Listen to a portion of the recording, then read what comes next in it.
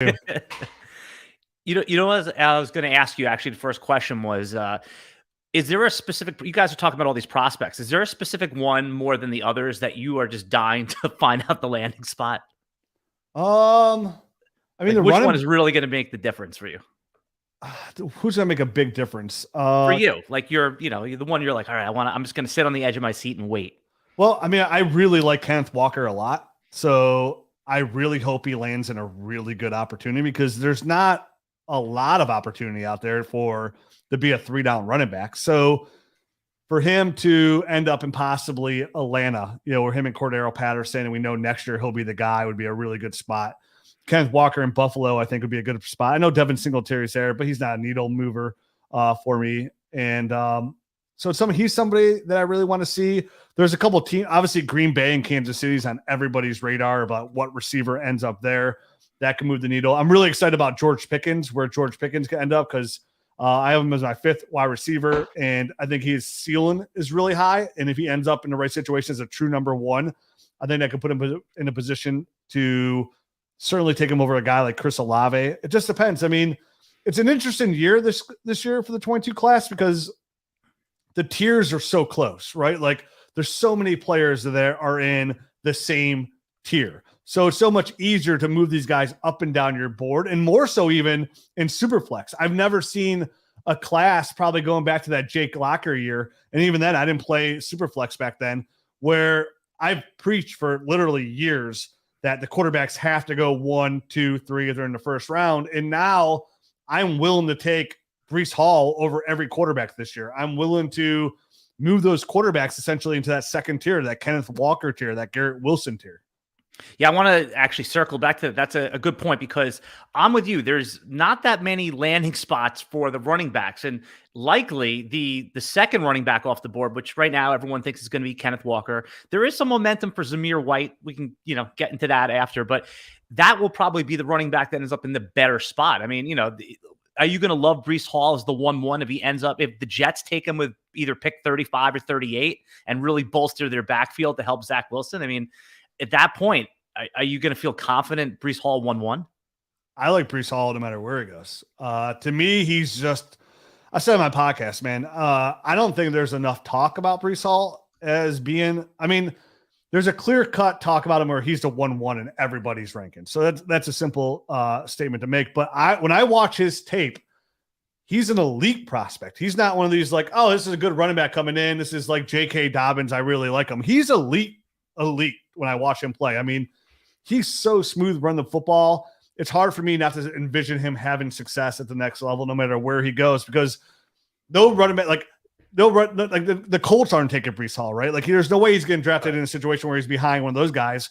So wherever he ends up, and I like Michael Carter a ton. So I'd be more upset for Michael Carter than Breece Hall if he goes to Jets, because I don't see there any running back on a team where Breece Hall goes to where he's immediately not the number 1 guy on all facets of the playing field. Yeah, just hypothetically, for example, if he goes to Arizona and we know James Conner's there and he just got his contract, you're not worried about that. That sounds exactly like Jonathan Taylor with Marlon Mack. Yeah, it's the same thing. Like they're going to split carries early.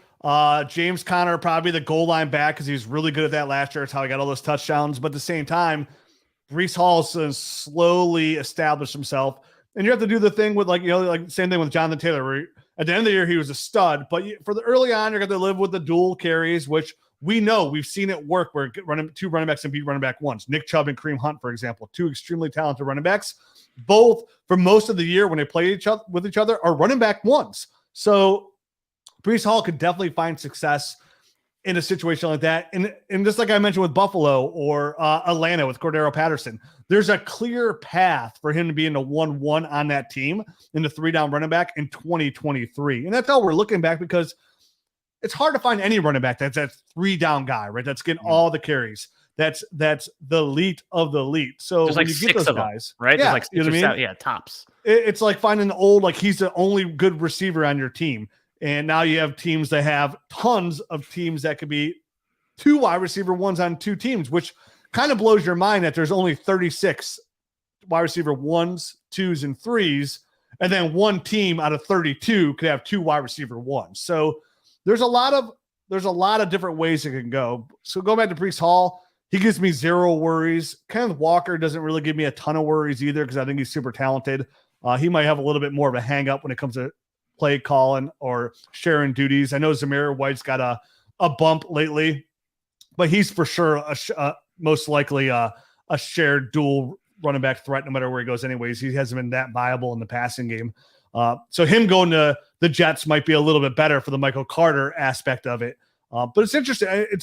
You said what player? It's almost all these players, like where they end up. You know what I mean? Only because the tiers are so flat this year. You can't if you have rankings of wide receivers 1 through 7, and my rankings were completely different. Let's say, for example, I have Chris Olave as the 1.1. You're like, I don't see it, but I'm not going to argue with it, right? So I'd argue that. Yeah, I would. Yeah, you know what I'm saying? Like, so now, for example, I mean, we did this the opposite way when AJ Brown was everyone's consensus wide receiver 1 in 2019, goes to the Marcus Mariota Titans in the second round.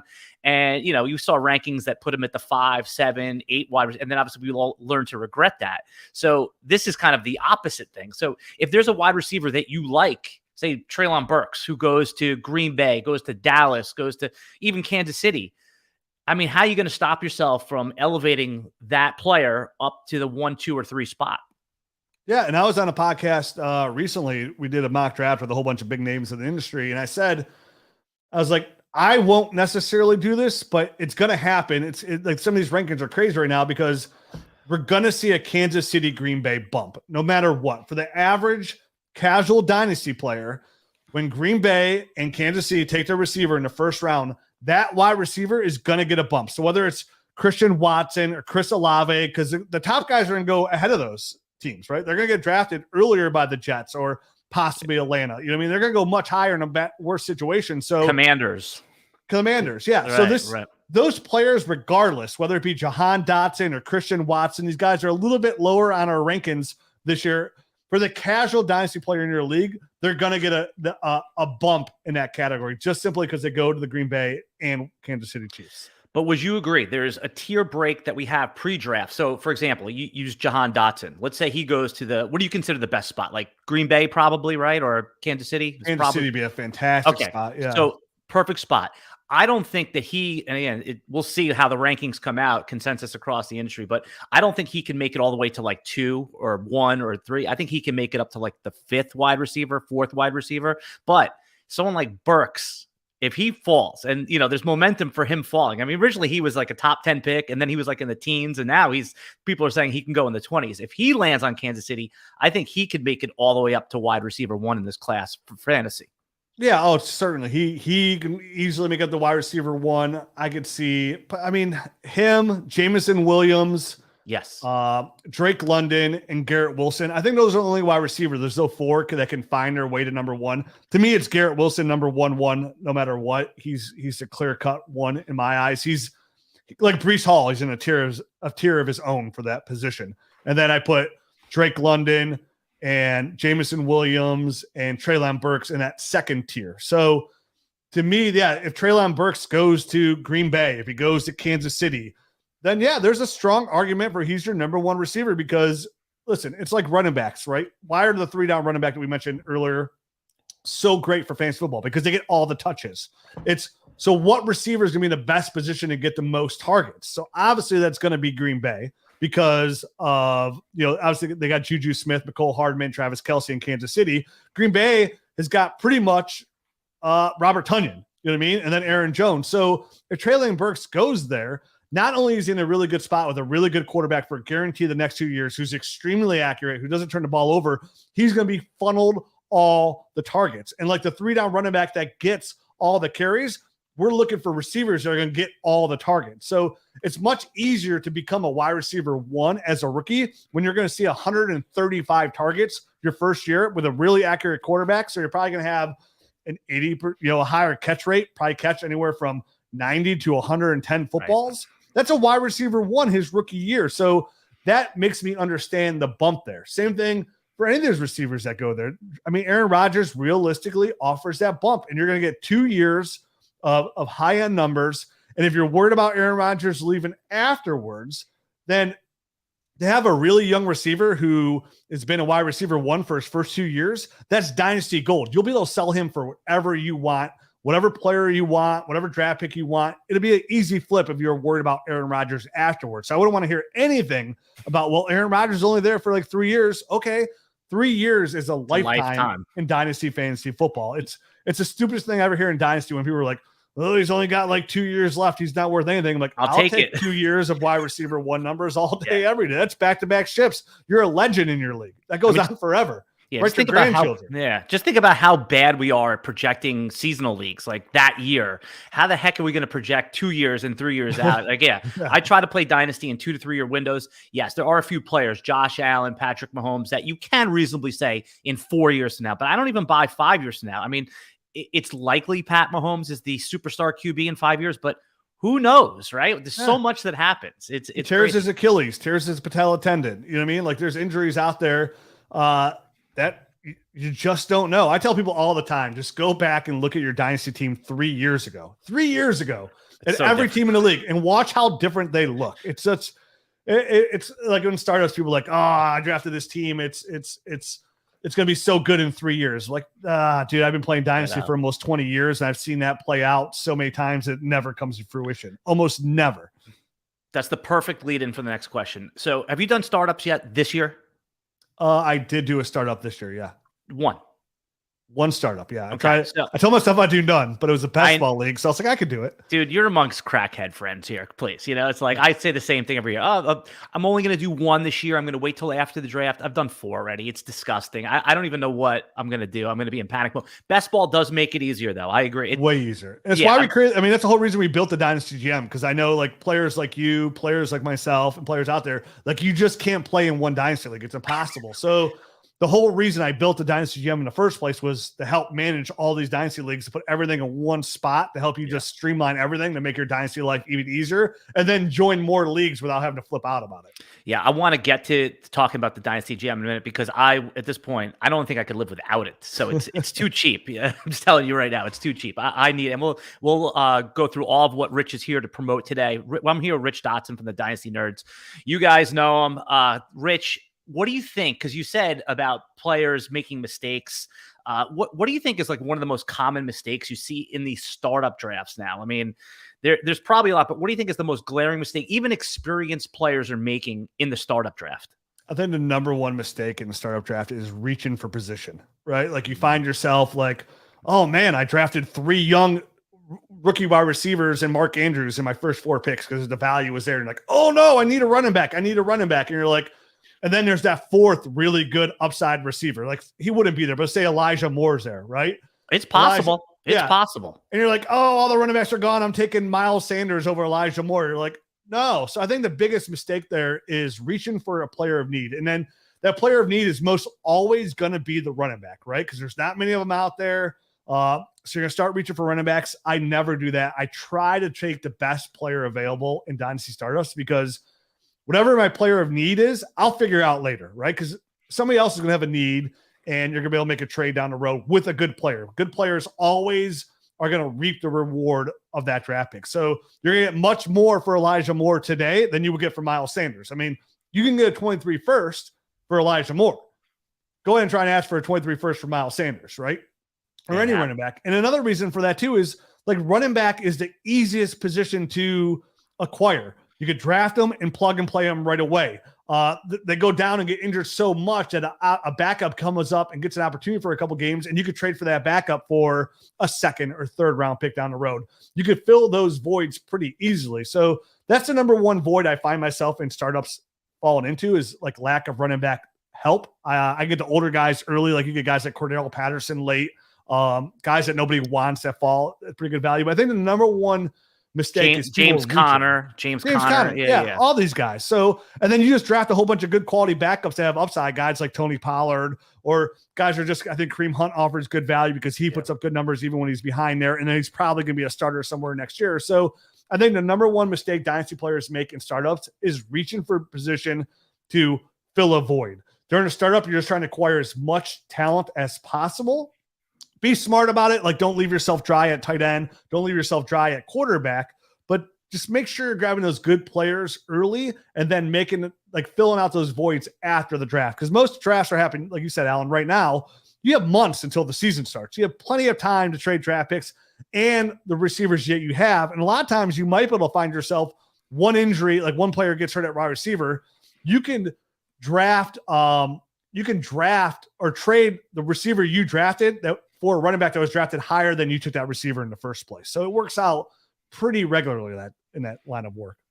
Yeah, it's just so hard because it's such sound advice in practice, but when I'm in the draft and I'm seeing the running back run happen and I'm sitting there and I'm like, I don't even have a running back yet. And I'm around 6 and I'm like you said, a good player's on the board. You have to be disciplined. So, drinking and drafting, not good. We all know that already. That's been, that's for your college buddies at your seasonal in your 20-year seasonal league. But in a slow startup, I think discipline is key. It's the ultimate there. It is. Also, it's funny you said don't drink. I'm in an industry league with like big time names. Like you would know all these names, like Connor Rogers and all these people in there. And the draft ended up being on a day I was throwing a big party. And by the time the draft kicked off later that night, like I was just annihilated. And my team, I looked at the next day and I blamed Garrett Price for it. I was like, dude, my team is terrible. And he's like, these are your picks. I'm like, oh buddy, you'll never let me do that again. How long ago was this? Who was like, what year? Is it like 3 years ago? Was it yesterday? You sure it wasn't yesterday? Like 3 years ago. And it just worked out. Like I took Michael Thomas with my first pick, right? I took Baker Mayfield with my second pick and I took OBJ with my third pick. So, strike 3, you're out. You know how that panned out pretty quickly. Michael Thomas got hurt, hasn't played since that's happened. Baker Mayfield was just okay in that meantime. And then OBJ obviously has been a huge disappointment. You mentioned a couple guys that, are free agents or, Michael Thomas hasn't played. Who do you think of this offseason, 2022, has been the most significant for Dynasty free agent acquisition?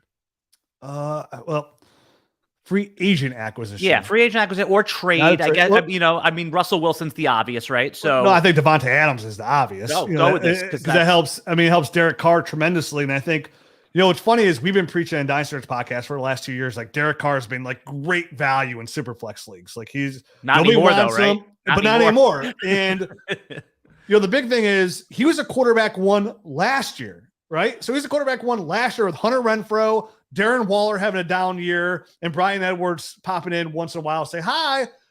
So now he has Devontae Adams, who he has a great rapport with coming out of Fresno State. You got to remember when they left college, they led college football in touchdowns thrown to each other. So to me, this is just a great marriage. I think Devontae Adams keeps being Devontae Adams, and this makes Derek Carr potentially a top 6 fantasy football quarterback, which is crazy to say. So I think the biggest boost would be to Derek Carr by the trade of Devontae Adams. He went in the second round of my Superflex startup draft the other day. He went at pick 211, and I took him in earlier, right when the trade happened. I was able to get him in the 4th round of a Superflex, and I was like, ooh, this feels ugly because you're used to getting him in round 6 or 7, and now it's like round 2 but it's like I can't even argue against it. It's like a good pick.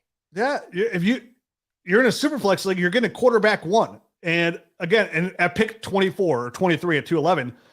There's only 12 quarterback 1s. That's it. And right now we're in a state of Superflex leagues where the depth of quarterback isn't that great, right? Like there's the haves and the haves not. So if you don't take a quarterback pretty much in your first 2 picks, like you're looking at guys, you're like, oh man, Carson Wentz. Yeah. Mac Jones. Those you're like, oh good, I have a nice young quarterback, but I think that the sobering moment, like the cold water with the bucket of cold water in my face, is when you look at the Dynasty rankings and we have guys like Zach Wilson elevated, we have Justin Fields elevated, but then we look at when the consensus redraft rankings come out in July and those guys are like QB like 16, QB 18. You're like, oh no, I don't even have a top 12 quarterback and I just spent my second rounder on him. So I think that's also kind of a mistake that Dynasty players make. They'll pass over Russell Wilson for just say Trevor Lawrence. And, and I understand why people do it because the age and the pedigree, but what, say it again? I get that one kind of. I get it. But Trevor Lawrence particularly, just because of the so much upside there, you know what I mean? Like there's so much. I get it. The guy was unreal, but I know what you're saying too with Russell Wilson. Like you guys want to go shoot for upside, Justin Fields, Zach Wilson over a guy like Russell Wilson. Trey Lance. We haven't, it could be a nothing. It could literally be. I mean, we hope it's something. We like the upside, but now let's talk about what if Deebo Samuel gets traded to the Jets? It's probably not going to happen. But what if he does? Now all of a sudden that hurts Trey Lance. I'm just saying is that I see Trey Lance going at pick 10 in Superflex leagues in a dynasty league where that's it, and they're passing on all timers like Russell Wilson. It's crazy. Literally, he goes there just because the 49ers traded 3 first-round picks for him. That's the only reason why. I mean, the guy has 1 year of college experience. His last game was horrific. It's just the Trey Lance thing boggles my mind. If you're a Dynasty Nerds podcast listener, 3 weeks ago, I had an inside source before this Deebo stuff blew up. I already had the information about Deebo, and the source also said Trey Lance isn't it. So it's kind of like I don't get that at all. Well, I want to hit on this for a second here because Jimmy Garoppolo presumably isn't being traded because he has the shoulder surgery he's recovering from, but that seems a little like that's the narrative just to keep everything. They're not so sure. I mean, if they're in a Super Bowl window right now, what you're saying here from that information based on what you were just talking about, like, is it possible that Jimmy Garoppolo is the week 1 starter, or is that just no way in year 2? I don't know. It depends how they just want to get him out there in the field, or if they hold on to Jimmy, which right now it looks like they're going to hold on to Jimmy. I mean, who's going to take Jimmy Garoppolo? So it's kind of hard to say. I know my source said like everybody loves Jimmy. It's just he's got a dead arm. He's got a wrist and hand issue. And the source also said he's like, and Trey Lance isn't it. So to be fair to Trey Lance at the same time, he didn't play at all the year before.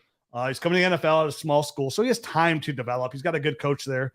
But, I mean, this source is pretty adamant that he wasn't it. But at the same time, I'll give him the benefit of the doubt, but not the benefit of the doubt where I'm taking him over Justin Fields or Zach Wilson even. You know what I mean? Like, I'm not taking over those guys. In round 1, at the end of the round, you're getting, in a Superflex draft, you're getting Jamar Chase, Justin Jefferson. You're getting one of those, those cornerstone wide receivers.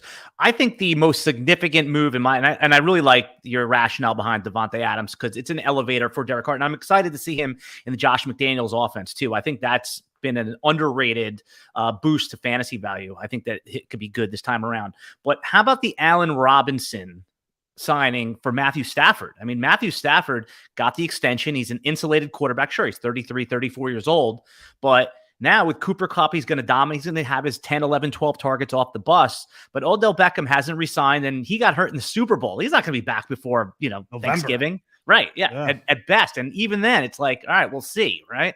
Robert Woods is no longer on the team. I know Van Jefferson's there, but Allen Robinson went from being like, oh my God, this is like a 9th round pick to, I mean, he's got to be a top 15 wide receiver projection again. Is that too aggressive for him in Dynasty right now? Or is it top 18? Where are you going to have Allen Robinson? Probably right around there, probably like 18, like mid-range wide receiver 2, but that's what OBJ was doing, right? He was a mid-range wide receiver 2, essentially. With the touchdowns, he's on a pass first team that plays inside a dome in California. Allen Robinson, a year removed from back-to-back over 1,000-yard receiving years. So to me, yeah, I like Allen Robinson going to LA a lot. I mean, he was always screaming kind of value where nobody wanted him, right? Because of what he did in Chicago. So I think it's just simple to go look at what OBJ did there. Like OBJ was scoring touchdowns, getting open. They passed first. I think a wide receiver 2 is fair to say anywhere from 15 to 24. I think it's pretty fair. High end to low end wide receiver 2. Yeah, I have your rankings up right now. You have them a little bit lower. I'm sure you'll make those adjustments. Do you want to take a guess where you have them right now on your? I pulled up for my Dynasty rankings. Yeah, Dynasty. Probably right around wide receiver 24. You have them lower than that right now. So really, you have them at 30. So what I did was I sorted by your Superflex side and premium because those are your base rankings, right? Yeah, and I sorted by wide receiver. I saw them down in the 30s, but I had him there too. I thought I just moved him up a little bit. I mean, it is Dynasty. He is going to be almost 30 years old, so it's not like it's too far. I probably got a lot of young guys ahead of him. Yeah, no, you do. And that's what I'm saying is like, I think that I had him that low too, but I've been warming up to him because like you said, even if you just put in the Odell Beckham numbers, that's at least worth a pick, but you don't have to take him that high. He goes in the wide receiver 25, 28 range in Dynasty. So it's not an unreasonable rank. I mean, think about it. Think about like Adam Thielen. Adam Thielen has a high chance to be a wide receiver 2. Are you taking Adam Thielen in your top 30 receivers and he's probably gonna be on the Vikings for the next 2 years because they redid his contract? No. So it's kind of, it's a funny thing with Dynasty. Those are the things you have to weigh. Like, where does age and production come into? Because if he's just gonna be a wide receiver 2, well, I can get Elijah Moore, who has wide receiver 2 upside for the next 10 years compared to the next 2, maybe 3 years. So it's those are the things you got to weigh into your rankings. Like, yeah, he's a wide receiver 2, but yeah, so is Adam Thielen. Hunter Renfrow was a wide receiver 1 last year. Are we? You know what I mean? It's just, it feels like Hunter Renfrow. It feels like the Chris Thompson year. Remember when Chris Thompson was a top 12 running back? That's what I mean. Again, I like receiver? Hunter Renfrow. I think, Chris Thompson was a top 12 running back, but as a PPR running back, that's what Hunter Renfrow's season felt like. Like, I like him. I think he's a good player, but the odds of him repeating a top 12 obviously are probably not great, but I still like him. I mean, I was, before the Devontae Adams trade, I was trying to trade for Hunter Renfrow, but people wanted full value. So I didn't have much luck there. When you do startups, do you like to include, even say they're pre-draft startups, do you like to include the rookies in them, or just rookie picks, or just do vets only? What's your preference to do startups pre-draft? Pre-draft, I would prefer to put the rookies in. Now, obviously, I'm somebody that does a lot of research the whole time, so I'm ready to go. But I'm also just okay with putting the rookie picks in there too. Either way, it's a fun way to do it. To do it that way. Some people wait till the rookie draft happens, but like I said, I'm okay either way. However you want to do it, either you put the picks there, or the rookies. I have no preference either way. I like just putting the players in early, but that's because I put more time into it. So like for me, I like it because I have an advantage over most people because I've been studying these rookies since January. You know what I mean? So like, I know where there's good value to go grab these guys. Like I'd begin Sky Moore at really good value, and nobody else would even think about taking Sky Moore if we did the draft 3 weeks ago. You know what I mean? Right. So your edge, that's my preference. Yeah, your edge evaporates as you get closer to the draft, and certainly, it's the same thing in redraft. Like to do best ball right now, I feel like I have such a great edge, but then as all the value gets squeezed out of there. I literally am an underdog every day, and then once one draft ends, I enter another one every day. That's what it is. Same thing. I feel like there's value there to be had by putting in the time and know what now compared to what's going to happen later. Definitely with the rookies involved. Like I've been getting Breece Hall in every underdog draft I've been doing. Yeah. Everyone. What round? So you're talking about in the Superflex draft. So he goes in like round 4 or 5 or something like that. Right? They're just the best single. Yeah. They have Superflex options? Oh yeah. They have Superflex. Best ball? Yes. I've been under every day. I've never seen it. You know how like when you go into their interface, you click on football and it has all the contests and the different dollar levels. You pick. So just look on the top, like where the featured contests are. It's called the Superflex Big Board Contest. And you could do a 30-second draft, or you could do an 8-hour draft. Well, I know what I'm going to be entering today when I get off your show. I do one a day. I do one a day. I do a 30-second, or like, I would say 4 weeks. That's more every other day. I do the slow draft, so they take about a couple of days. That way I don't have to miss a pick. I can't sit there for an hour a lot of times. Totally. Yeah. No. Well, with the 30-second clock, it's about a 45-minute commitment. 40 minutes. Well, my wife is generously making dinner for me. I'll just sit and I'll knock one of those out. And the Superflex is great too, because I don't have to explain to you why Superflex is a better format. But you get Tom Brady at pick 10. But I'm telling you, these people are quarterback hungry in these leagues. So they're but just even more so than like the Dynasty startups. Like the first 24 picks is like 20 quarterbacks. So. Well, in best ball, why wouldn't you? Right? Like I give you the most points. Why wouldn't you just swoop those up? And if you know value at running back or receiver, you could kill it. And I was just thinking, I was like, why I should do more 30-second. The reason I don't do 30-second leagues as much is because they take longer to fill. Like this time of year, I don't want to join one. Right? You join one. My attention span's so bad, I look away for 20 minutes. I go back to it, and then we're in round 6, and I'm like, oh no, I got Calvin Ridley. But you're going to be shocked. So when you enter a underdog, like within 6 or 7 minutes, it's full. And sometimes it's instant. A lot of time I've never waited more than like 10 minutes ever. And that was long. So I gave you something to do tonight while you're on the toilet, do a quick I hear you. Yep. All right. So the other player that I want to ask you about, he's going high in all these in my startup drafts, and he's probably in the top 7 or 8, maybe 9 running backs. But I'm very concerned about Antonio Gibson. One, because they brought back J.D. McKissick, but also I could see a situation where, you guys have talked about this in your podcast. There's so many good running backs that could be running back 2s or 3s. Forget it. The high end, we got our 2 running backs, but in round 3 through 7. The Commanders are almost a lock to take a running back. They can't, if they're not going to fully commit to Antonio Gibson. Where are you on him right now? Are you still taking him as a top 10 running back? Top 10, right?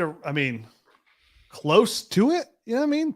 Right. between Because who 10, else? 14, right around there. I mean, How about juxtapose him with like Alvin Kamara, who's a little bit older, but still a proven, I'm taking Hall of Kamara. Fame. Yeah, I'm taking Kamara. It's just the guy's been a running back one every year he's existed. He's a unicorn. Like he's the next generation's LaShawn McCoy. Like there's not many people that have done, like he might be at the tail end of it, at 6 years, but the odds of you being a running back one more than twice are under 15%.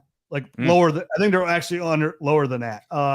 So if you're a running back one once, there's like a 35% chance you'll be running back one again, just one more time.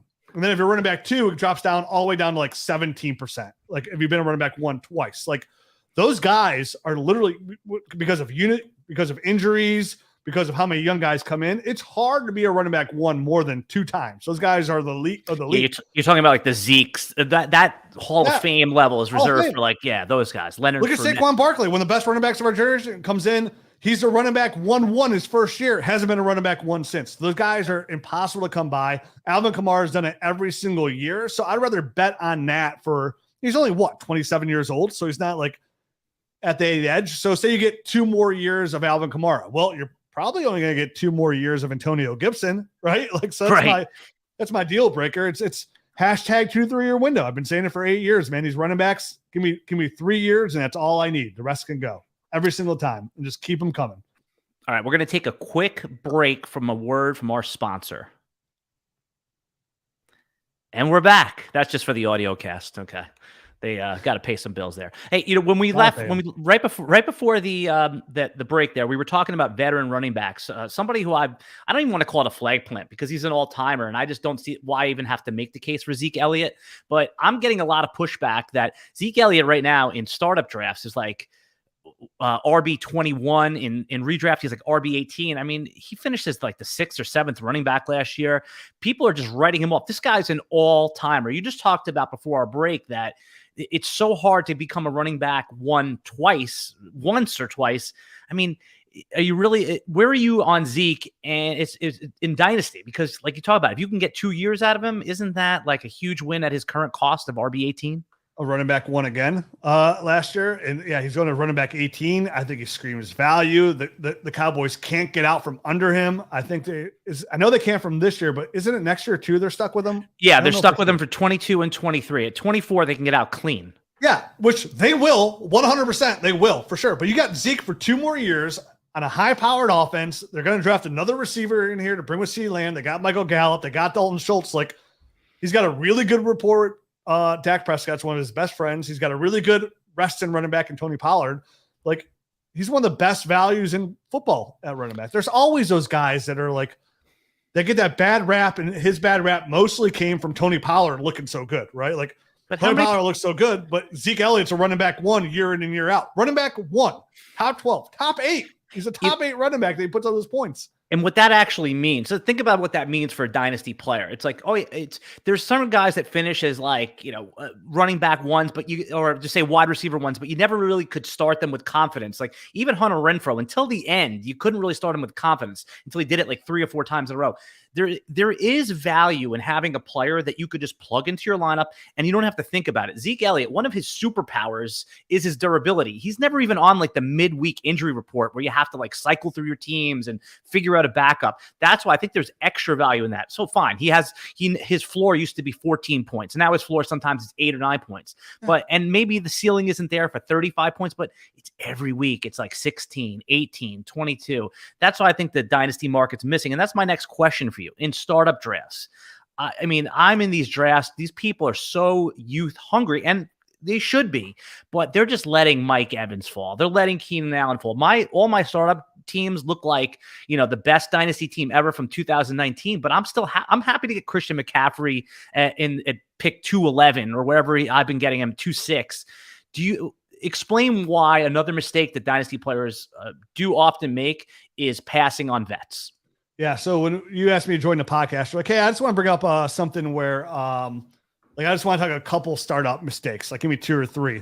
The number 1 I told you was reaching for position. My number 2 is bypassing the older players that are 28 and up. Like, and I get that. Listen, your first 2 picks, you want to have cornerstone players, guys that are 28 years old or younger, right? Guys that you could rely on and put in your lineup, plug and play them, like you said, for a while. But for too often do I see people pass up Mike Evans. They'll pass up DeAndre Hopkins, Brandon Cooks, right? And that's a mistake that's been going on for a couple of years now because they're 28. And I'm like, oh, he's only got 3 years left. Again, that's a lifetime in Dynasty fantasy football. So to me, you want to get some good young players, but you also want to have some older players too, because I'm still drafting to win now, right? Like I'm trying to draft a team that can win now, but based around these young players, knowing there will be some value in older players, even like in Superflex League, Tom Brady, right? Like he's going to be some value in a Superflex League at one point because he's going to be a quarterback one and nobody's wanting to draft him because he's 45 years old. Round 8 to me, in Superflex startups right now. Yeah. So I'm trying to get those young players early, but right around from probably rounds 4, 5 on, I'm going to sprinkle in some of those guys that people don't want. I'm going to find the value, right? Because and I might skip him for a round, but I'm like, okay, if he's here next round, I'm taking him. And for the most part, he'll be there the next round. And what's also good about that is then you have a really good, well-balanced dynasty team, right? Because then you have some young guys, you have some old guys. And you want to have that mix because as the new guys come up after you draft these rookies, you want to be able to have it flow pretty evenly. They have that consistent team where if you have an all-old team, obviously they all fall off, your team's in shambles. You have an all-young team and only, say, half of them pan out. Like your team's in trouble because you have all these young guys and now you're stuck with a half a team that's missing, where the older guys are going to give you more proof and to put in and more security there. So what I like to do is get that mix. And what an older player also does is give you that security blanket. Okay, he's going to produce, right? Like Mike Evans produces. He's one of the most undervalued dynasty players as well. He's a wide receiver one year in and year out. And yeah, he did it last year on touchdowns, but who cares? I don't care how he did it. He was a wide receiver sample. One. You know what I mean? Like, yeah. Oh, Christian McCaffrey hasn't been a wide receiver running back one last 2 years. Well, he was hurt. Okay, I don't care. He wasn't wide running back one. It doesn't matter why. It's what are the results, right? Like we're not playing like, oh, I would have won that dynasty championship if I would have taken this player at 3-6, but you didn't. You know what I mean? So it doesn't matter. So having those older players, if your team does fall apart, they are tradable assets when it comes to the trade deadline. Because when people want to make that push, they want the guys like you mentioned, Hunter Renfrow, right? Like guys that like Will Fuller, that are those roller coaster players that you could plug in your lineup and not be so sure about. A guy like Mike Evans, Allen Robinson, any player that's played like Cordero Patterson last year that are giving you that consistently. You might only be able to get a second round pick, a 23-second, but you're getting something back of value. And maybe you could do, hey, I'll give you Mike Evans and a third for your 23 first. But even then, that's undervalued. Mike Evans is right. I was going to say he's too good. But a guy like Cordell Patterson, right? Like, right. Hey, I mean, last year in the league, I was able to trade Cordell Patterson and Rob Gronkowski for a 23 first to a contender because my team was out of it because of injuries. Yeah. And I had these two agent assets, and I was like, hey, he offered me a second. I was like, dude, a second doesn't move the needle. You're a contender. Give me your 23 first, and I'll give you both of them. And he ended up winning the championship because he gave me the 23 first for Rob Gronkowski and Cordero Patterson. And I mean, ultimately, that's what it's all about. I mean, you got to hold some of these guys' feet to the fire sometimes. Definitely that late in the season when there's so many injuries, those guys do give you some benefit and value down the road, even if it doesn't work out for your team. It's almost like you could see my order of questions here, because my next question for you was about trading and the best way to get a trade done. I want you to talk about like the best times of the year to trade, to make trades. Like, is there a better time of the year to trade for veterans? Is there a better time of the year to trade for rookies? Because I've noticed that rookie picks get valued differently depending on where we are in the actual calendar. Yeah, the biggest scale for rookie picks is you can't trade for them now, right? Like they're worth too much. Everybody's drafting the next Devontae Adams and Jonathan Taylor. Like it's proven, right? Like, oh, I can't trade that pick. So the best time to acquire rookie picks is probably mid-season to late season as the trade deadline varies, as people are starting to make that push. I like to try and catch them early. Teams that think, I always like to find that team that thinks they're a contender and they make this move, they're going to be a contender. And you're like, man, they're one injury away from that falling apart. Right. Get there first, then, because if one thing falls apart, you went from going to mid first to late first to a high first, right? So for rookie picks, it's usually in season, maybe after this rookie draft to get a future draft. Sometimes in your draft, it's a good time to get future picks, like because players they overvalue and fall in love with a player like I said, Jahan Dotson, right? Right. Like somebody will jump up from like 2-2 to 1-9 to get Dotson, and they'll give you their whatever pick later on or next year or something like that. So you can it's easier to grab those picks then. Yeah. Wait till you're on the clock. That's what I always tell people. Like I'm sure you get a million questions all the time. And I always tell people, hold that, like that trade offer you just got is fair, but it'll be even better if you just wait till you're on the clock. There's no risk in waiting because, like I said, these players come in with a clean slate. Everyone sees the upside. Nobody sees the downside when you're on the clock. So I really like that a lot. And also, most people, they go 1-3 in your dynasty league, and they're already saying, "Oh, I'm going to start playing for next year." So even though, I mean, you could rip off 3 wins in a row. So just trading 4 vets or 4 picks sometimes in season. The best time to sell James Conner is not now. The best time to sell James Conner is in week 2 when he has 80 yards and a touchdown, right? I mean, that's 100%. So that's what I try to tell people. The actual takeaway is the time of the year really should dictate the time that you make the trade. All right. I've been getting a lot of trade offers in my inbox. I figured you're the perfect guy to ask about this. I'm getting a lot of low ball offers for Baker Mayfield right now, and I'm holding on because, I mean, the kind of offers I'm getting are like Jacoby Myers and Cam Newton for Baker. I mean, I'm never going to do stuff like that. But so what do you think? What's the hold up here? Why? I mean, Carolina, are they waiting to see who's on the clock before what they could do with pick 6 before they, eventually make a move for a quarterback? Because if that coaching staff is truly on the hot seat, they got to have somebody that's at least competent, right? So what's going to happen with Baker? Is it going to be Carolina? Yeah, I mean, Baker's played all his cards wrong this year. Everyone going back from hurting his injury and forcing himself to play, to coming out and being, vocal about like, hey, I demand a trade. I want this. Send me to Indy. And he's just in a bad spot because all those moves, I mean, the Browns kind of like did move late for Deshaun Watson, so they maybe could have gone to Commanders. There's just not a lot of opportunity there for him. I mean, it's literally Seattle or Carolina, and Carolina makes the most sense. I mean, I think they probably want to see who's available for them because it'd probably be smarter for them to go offensive line, then make the move for Baker Mayfield, let Cleveland pick up some of that contract. Maybe Cleveland gets a third, but they pick up $12 million in that contract, but still save about $7 million on that contract. And then they still get a 3rd round pick. And then Carolina's in a position where Matt Rule's got to win now. They have Sam Darnold. They got Baker Mayfield. They didn't give up much. They gave up a 3rd round pick to get him. They got an offensive tackle there at 6th for the future. And now they could see what quarterback is the guy that could pan out for them for the best. And maybe they got it. And maybe Baker Mayfield does work out. And if it doesn't, they can move on, right? But if it does, they can franchise them.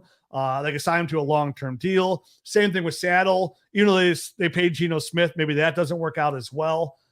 So I would guess right now Carolina, but it's hard to tell because I think a lot of these NFL teams are showing us like they don't have a lot of confidence in this quarterback class, and a lot of them just want to punt till 23, where you have 3 really good quarterbacks, and this year is just full of crapshoots. And I don't think a lot of these teams want to invest in that, and Baker Mayfield is left playing musical chairs, and all the chairs are taken essentially. So it's kind of, I think he still has the talent to be a quality starter in the NFL. His attitude, his personality does not do him any favors. I have some sources here in Cleveland in that locker room said a lot of people were like put off by Baker Mayfield and his personality. So that matters. It matters. Yeah, it does matter. It's the reason why Robbie Anderson was tweeted no when they said he might go to Carolina. But I still think, talent at quarterback trumps all, right? I mean, look at Marcus Mariota get another shot. Look at, Carson Wentz keep getting shots. These guys get shots year in, year out. The upside of Davis Mills. So I think Baker Mayfield will get a shot. But you're right, Alan. You just got to hold right now. There's nothing else you can do. Yeah, unless somebody, wants to give you. I mean, if you want to trade for one of these rookie quarterback, like if you're on the clock and you have pick 1-7 and Kenny Pickett is there, and Kenny Pickett to say is, you guys talked about in your podcast, lands in Pittsburgh, right?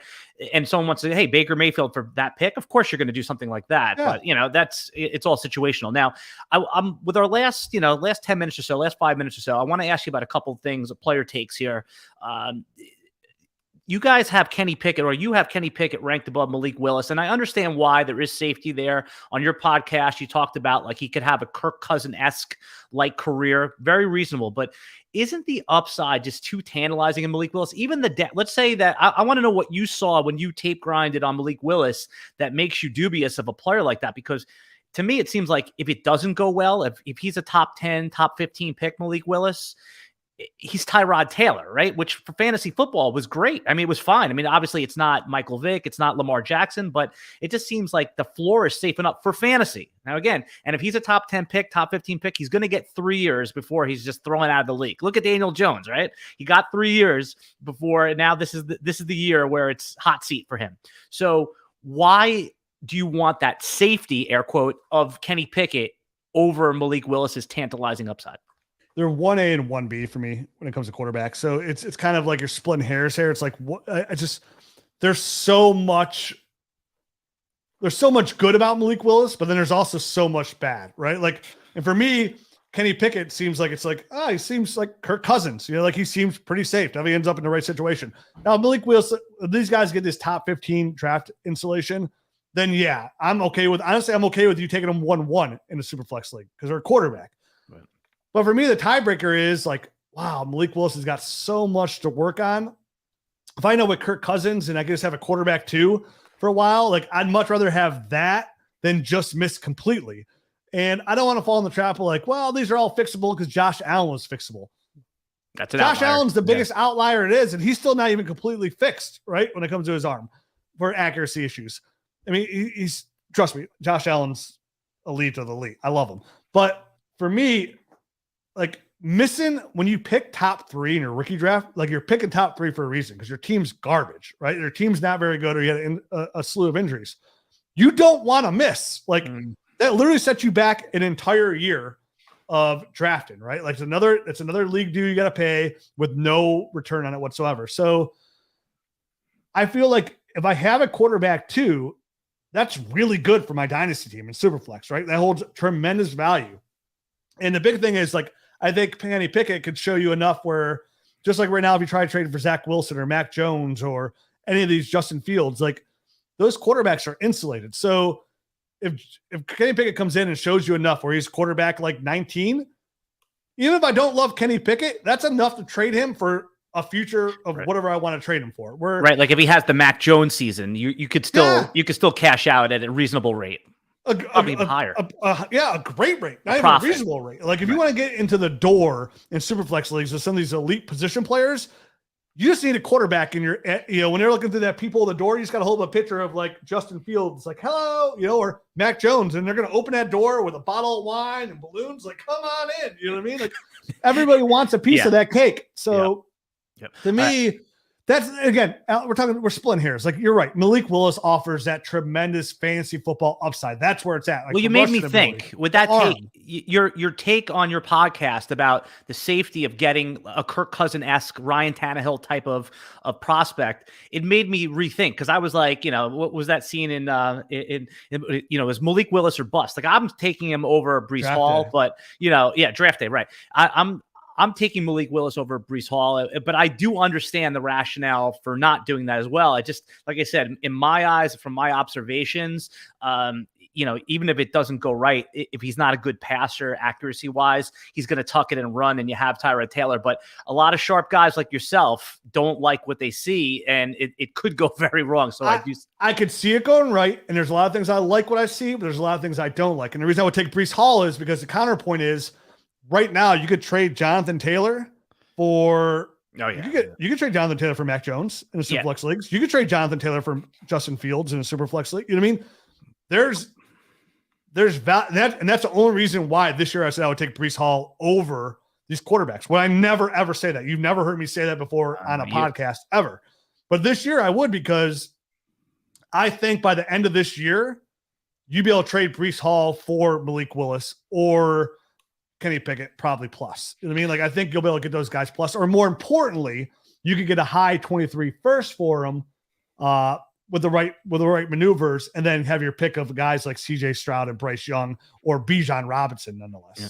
Do you read anything into the kind of silly narrative that Matt Corral was invited to the green room in day one and accepted? He's going to be there, and Kenny Pickens declined his invite to the green room. So. I mean, that would imply if I'm going to walk down Narrative Street here that Matt Corral has information that he's going to be a first round pick. And I know you guys hate him. And I don't hate him. I don't hate him. Well, Matt O'Hara hates him. I think Matt hated him. Matt was saying he wouldn't take him at the end of round 2. He walked it back, thank God, because it is a quarterback. Right? Yeah. Yes, you did. You did. You browbeat him back to that, which is great because the guys that are in the second round, like the Jalen Hurts, you're always going to find that guy. There's one every year. There's a couple landmines. There's always a Kellen Mond and a Kyle Trask, but there's always a Jalen Hurts. There's always a Davis Mills every single year that you get in the second round of your rookie draft. So with the last couple of minutes here, I wanted to. So do you think there's anything to that? Do you think Matt Corral could sneak his way into the first round? I mean, obviously you don't show up to be embarrassed. So somebody's feeding him information. Hey, this team's interested in you. I know it's gonna be a little late. Like the Lions might move back up for you here, or Pittsburgh's interested. There's Seattle has 40 and 41. They can jump in. They could jump in there. So yeah, I don't know. I mean, he's got to get the information somewhere. Nobody wants to be embarrassed. Nobody wants to be sitting there. I mean, remember Aaron Rodgers was on TV forever. Alex Smith went one. That was famously the one where he was just like, you could see the neck veins popping out. Did you see how they're gonna, how they normally do the walk down the aisle to the room? Do you see how they're gonna put a gondola? Yeah. I love it. I love that. I think it's so Vegasy and cheesy that it's great. I only remember that because when they were supposed to have the draft a couple of years ago, they said they were going to do it. So I haven't heard anything since then. I'm getting pumped for it. 2 more player takes, and then we'll promote some stuff that you guys are doing, which I love. I'm a premium member of your website. Will always be. So 2 things, obscure guys down the road here. I like Tyler Algier out of BYU. He just, again, I don't know why he's so low. You guys, give me your take on him. I've heard you talk about it on your pod, but he looks like he's the perfect guy to get drafted in round 3, round 4, and ascend to a job. Are you in on Tyler Algier out of BYU? I gotta see his draft capital. I mean, honestly, like these running backs after a couple of these guys, they all kind of blend together for me because I came away so unimpressed. Like, not unimpressed. Like, I'm looking for dynasty value, right? Like, I'm looking for fantasy football value. So when I scout these guys and I'm watching this tape, like, I'm just looking for fantasy football upside. That's all I care about. Like, I don't care how much this guy's going to help an NFL team. I don't care how, like, there's a lot of guys that come in these drafts that will help an NFL team. And they get drafted because they play really good special teams and they can do things, but they don't really help your NFL team. And right now, there's not a lot of opportunity for these running backs. And we're already talking about introducing Isaiah Spiller. We're talking about Breece Hall, Kenneth Walker, Dameon Pierce, Zamir White, and there's other guys. Brian Robinson, right? Tyler Beatty, right? Yeah. Like James Cook. So we just named like 7 guys. There's not even that many spots available for these guys. And then we're going to see a really, really strong running back class next year coming into here. So thinking ahead, like guys like Tyler Algier will always just be, if he's given the opportunity to get the carries when his main guy goes down. A Khalil Herbert type of situation. Yeah, I like Khalil Herbert, right? Like, I thought he was a good running back last year. Like him and Ramondre Stevenson were my 2 guys that you can get later in the draft I thought offered the upside. But it's just about having the opportunity. And so for these guys, like I said in the podcast, man, I'm drafting a lot of these running backs in the second round and third round of my rookie running back drafts because I'll know what I have within 2 years. I can come up my taxi squad. So for me, Algier, nothing really just jumped off the tape on me to say this is the guy. Like more so like I liked, Zonovan Knight looked a little bit better.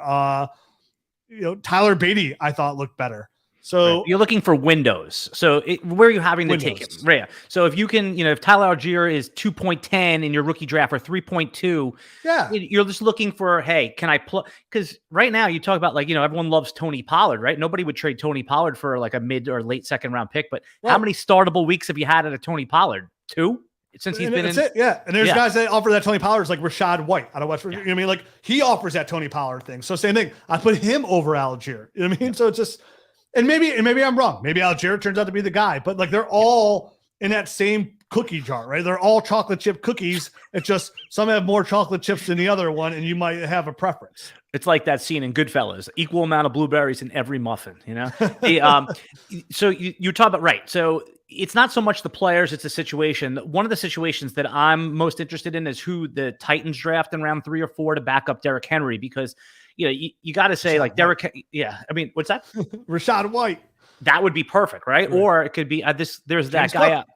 James Cook. I even think someone like Hassan Haskins out of Michigan, he's a big banger. He may not even get drafted. He's kind of just, but I know, but you saw what he did to your Ohio State guys, man. He's, ate them alive, So one game doesn't give me a I'm just saying, whoever it is, you got to think that they're going to want to get this player 6 to 12 touches a game, maybe 8 touches a game. And Derrick Henry, I mean, listen, we saw Superman go down this year. So that's one of them I'm paying attention to. All right, Rich, you were generous with your time. I'm here, Rich Dotson from the Dynasty Nerds.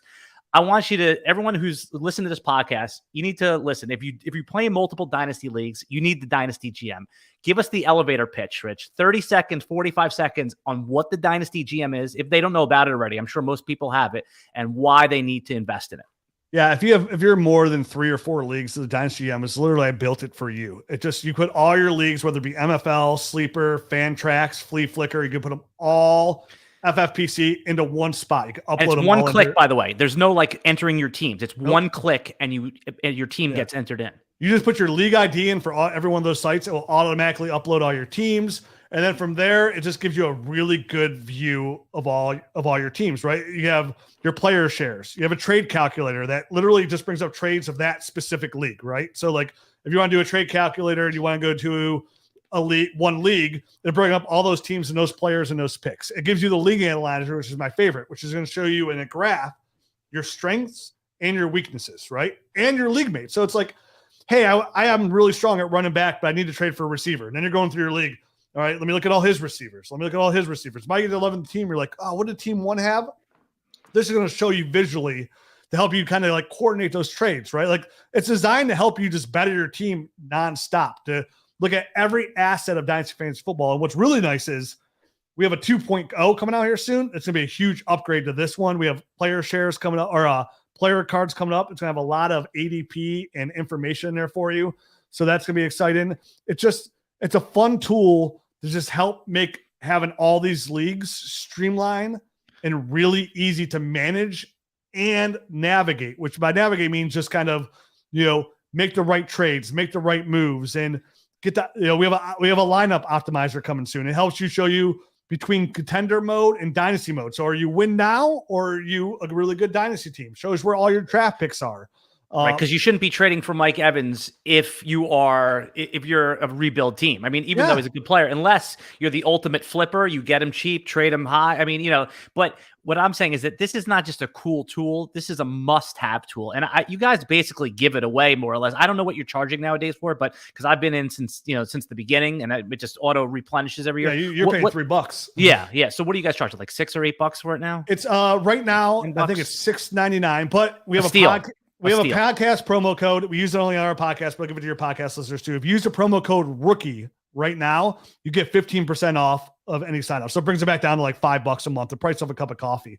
And then on top of that, Alan, you get access to Dynasty Nerds Film Room, which we have rookie tape. That's how I watch my tape. The Nerd Score, Rankins, the extra bonus podcast. We give you everything you possibly need to navigate your Dynasty League 365 years at dynastynerds.com.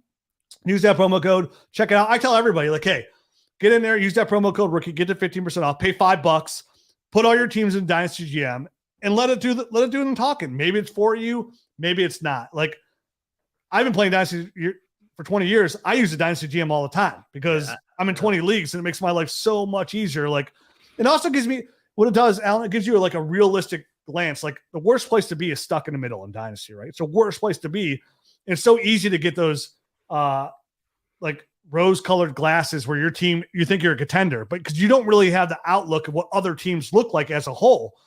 In the Dynasty GM, it's going to rank your team in your leagues. It's going to show you what we think, where you stand amongst your Dynasty league mates. And nothing's for certain. It's like a Dynasty trade calculator. Nothing's guaranteed in there, but it's going to give you a good look at it. And like, wow, you know what? I thought I was a contender, but now look at the league analyzer. I didn't realize Joe and Amy's team were so loaded. You know what I mean? Like, oh my gosh, look at that team. Like, how do I make a move and get out from here? How do I blow this up, or how do I make the trades? Where are my strengths? Where are my weaknesses?